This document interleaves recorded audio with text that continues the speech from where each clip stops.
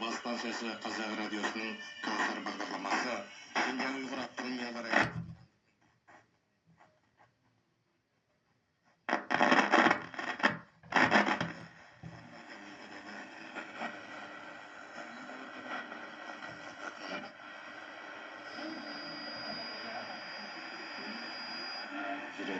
Жаңа дәуірдегі күрескерлердің қолчыныстарын, Шинжаңның бүгін айы бөлек мәдениеті мен бай мазмұнды бейзаттық мәдениет мұрагерлерінің іргелі ізденістерін жүреткен.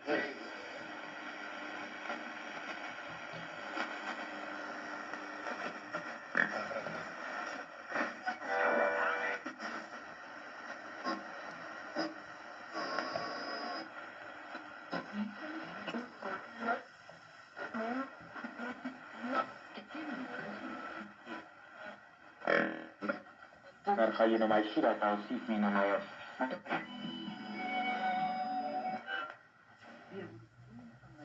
Sabahın kör karanlığında henüz gün doğmadan yapraklarda biriken çiğ tanelerini toplayıp sütle karıştırarak mayaya kestiler.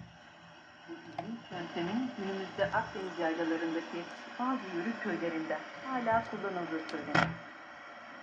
Orta Asya denildiğinde akla gelen ilk kaynak Divan-ı Lügât-ı Türk. Kaşgarlı Mahmut yoğurttan fıs şifalı olarak bahseder.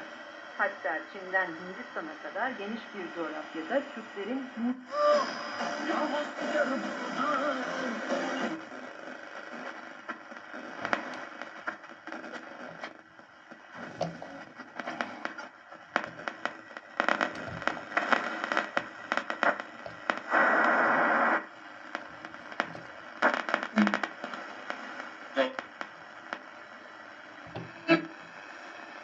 Ama kıyamını açtı.